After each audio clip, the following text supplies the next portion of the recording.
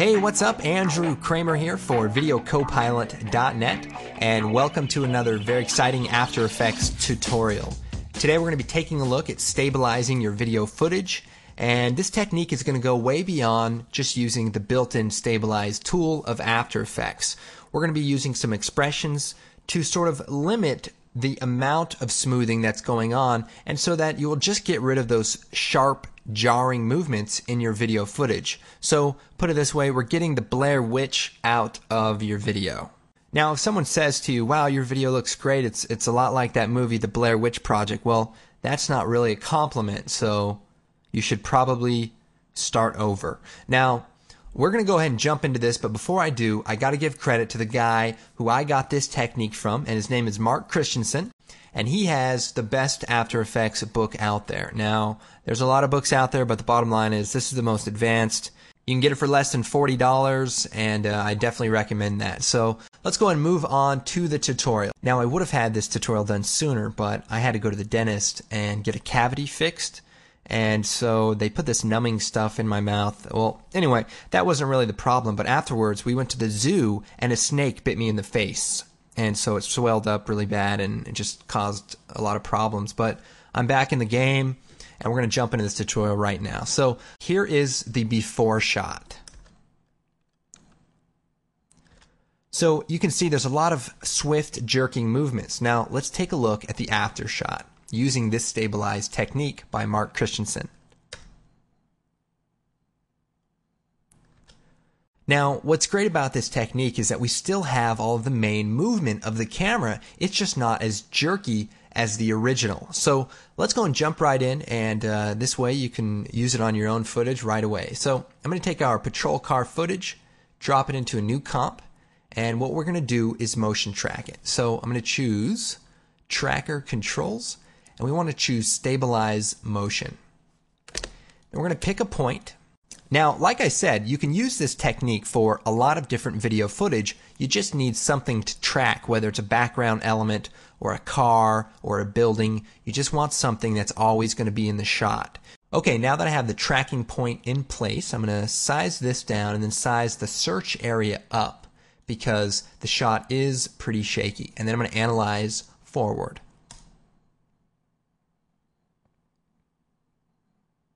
Okay, so that looks really good. Now, I can track the rotation and use 2 points, but in this particular shot, it's not necessary, but you can use the rotation as well. So right now, I'm going to click Apply and choose OK. Okay, this is what After Effects does to stabilize your footage. It moves everything around that single point. Now, the problem is we're losing a lot of the footage because this shot is very shaky. But what we want to do is sort of smooth out this tracking data and sort of limit the intensity that it offsets the footage. And that way we can maintain more of our footage and ultimately have a better looking shot. So what we're going to do is create a new null object. And then we're going to create a new 3D camera. And we're going to make it 50 millimeter. Choose OK.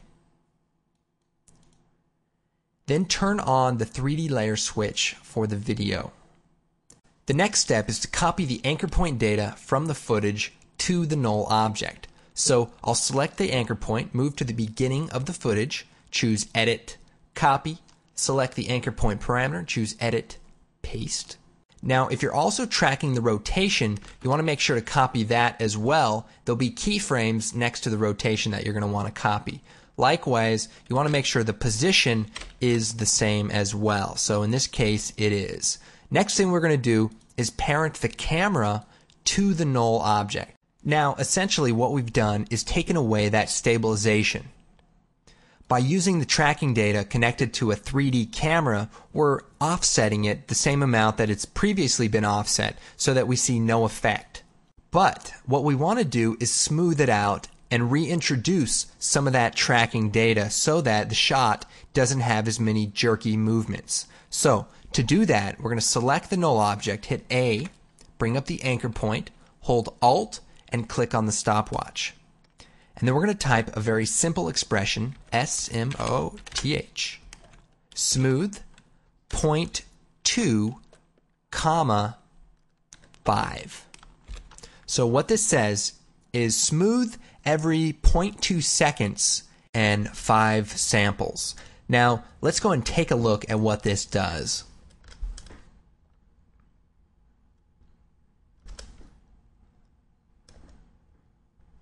Now, real quick, we can see that black is being introduced on the top and on the bottom. So that's showing us how much is getting smoothed out. Now, if we lower the time to 0.1, we're going to see less black, also meaning less smoothing. But remember, be careful, the higher you go on the time, the more black you're going to see in the edges of the shot. So for this particular shot, we're going to set it to 0.2.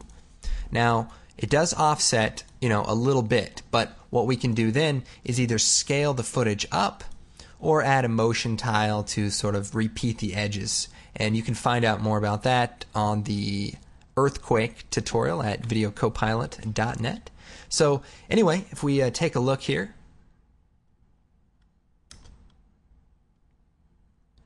you can see the shot is not nearly as jarring as it used to be in its original state. So right there was the original footage. Now remember, if you want to apply this to the rotation as well, make sure to put this expression on the rotation value once you copy it from the footage to the null object. So as you can see, it's a pretty simple technique. A few little steps you got to follow, and you should have great looking footage every time. Not every time, but more times than not. Okay, now this is a bit of a follow-up to the previous tutorial on creating smoke elements. So what we're going to do is take our footage, drop it onto a new comp, and I'll remind you it's completely unrelated. What I'm going to do is create a new solid, choose Effect, Trap Code, Particular, and what we're going to create is smoke coming off the back of this patrol car. So we're going to go into the emitter, change it to a box, change the direction to directional, and right now it's set to fly away from the camera. So you can see that it's pushing backwards just like we want, and we're going to turn the velocity up to about 6,000 and the directional spread down just a bit so the particles aren't going everywhere. And we also want to make the size a little bit wider to cover the car back.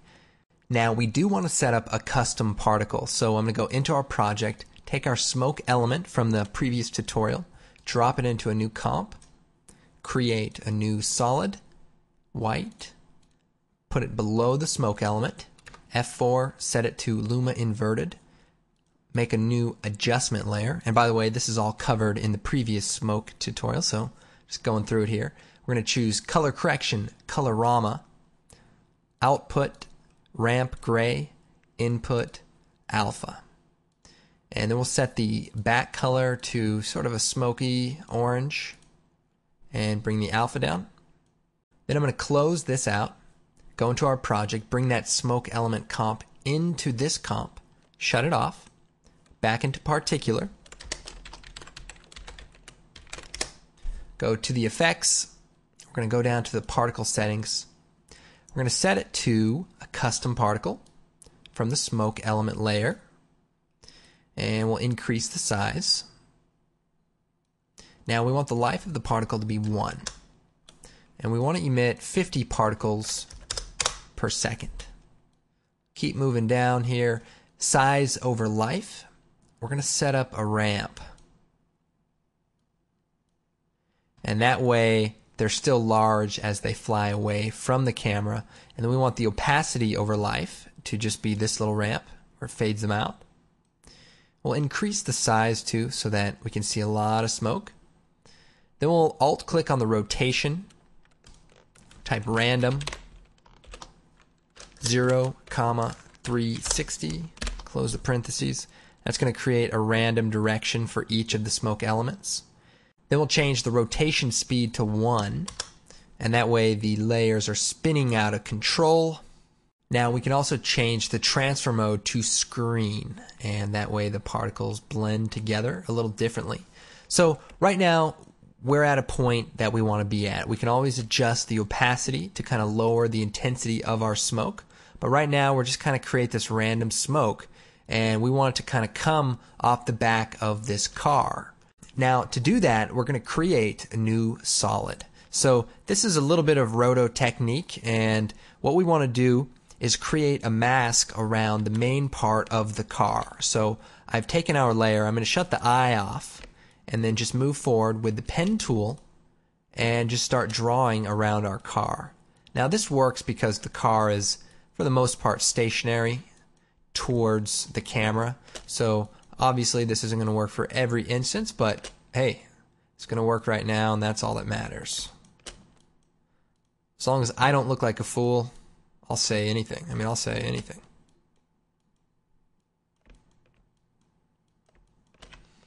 Okay, so we're going to just bring it around. Doesn't matter too much in the front. Then I'm going to turn that layer on, and then turn the particular layer on and put it just beneath the matte. Then I'll set the particular layer. You can see the smoke coming off of it. We're going to set that to alpha inverted. And so now our smoke is just around the car. We want to move the particle layer over as well so that the particles are emitting already. And then we can just position it to be coming off of the back of the car. Now the one problem is not quite lining up. So what we need to do is motion track our footage. So I'll bring up our tracker controls. We're going to choose track motion. And again, we're going to track the license plate. And once that's finished, I'm going to go into the comp here and create a null object. Choose Edit Target, select the null object, and then click Apply. Okay. So now we've got a null object there, and then we're going to parent the matte and the particle layer to that null object. So what I've done now is basically hooked them up so they're linked together. Now we have some obvious matte issues because our footage isn't lining up perfectly throughout, but we can fix a few of those things by keyframing the mask. So we'll click on the stopwatch, we'll move forward, and basically we just want to tighten it up over time.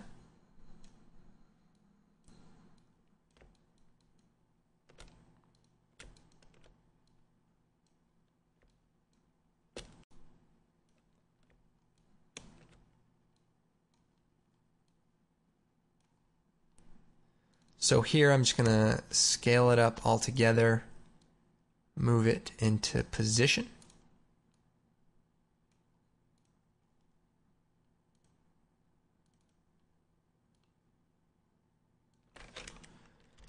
And the reason it's so easy is because we have that tracking data that's making it easy.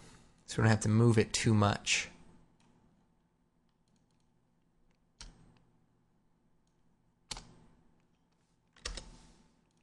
Okay, so once you get that pretty close, you'll be able to see a pretty cool shot. So right now the smoke's coming off the back, and we'll also smooth out the feathering on the mask. So we'll hit F and turn that to maybe 8.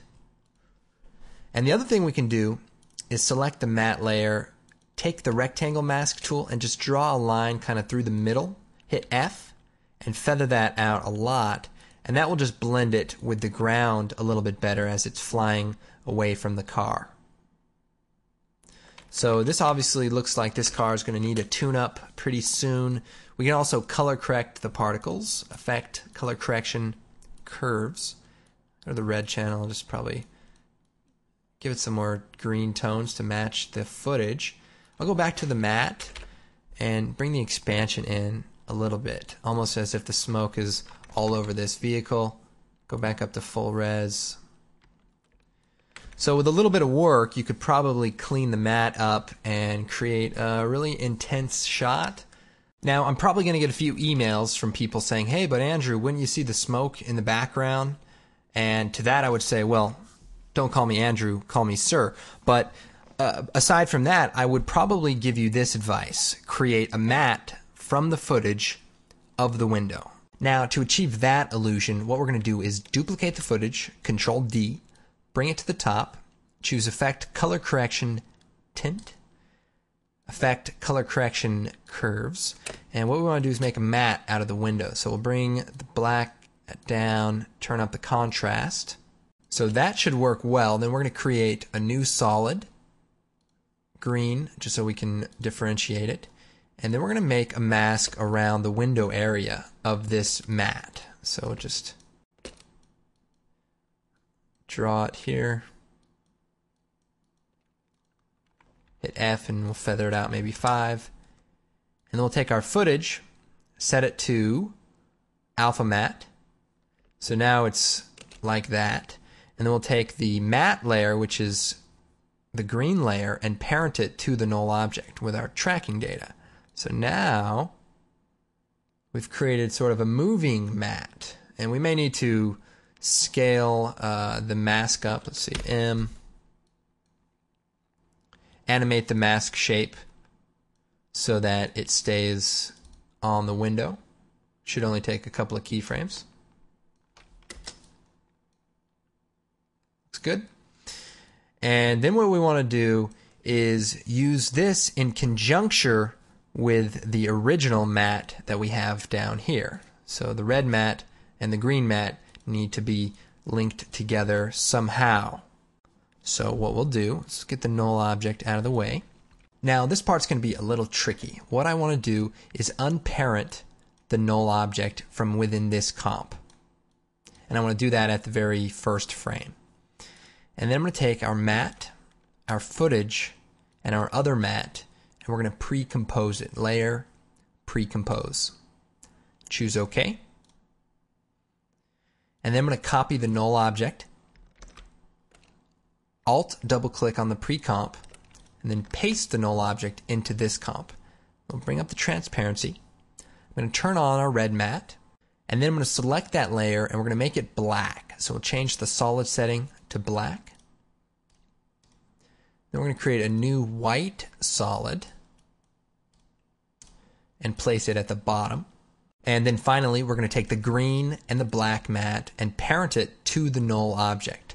So now you can see everything is somewhat linking together. Now we do have sort of an excess problem here, but I probably won't worry about that for now. So we'll close the comp. We've got this perfect matte. We're going to set particular to Luma matte. Shut off the pre-comp. And now, if we look closely, we can see smoke in the back window. And then also remember to take the particular layer and parent it back to the null object. And everything should look pretty cool. So let's check it out.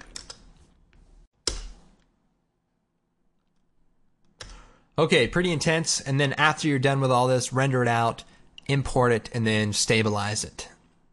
You see how that all works? It all ties in back together to the theme of the original tutorial, whatever that was. I don't even remember at this point. Anyway, my name's Andrew Kramer for videocopilot.net. Of course, come check out our blog. Don't miss the basic training series. And, of course, our great DVDs and products. Be sure to check them out. We appreciate your support, and I will see you next time.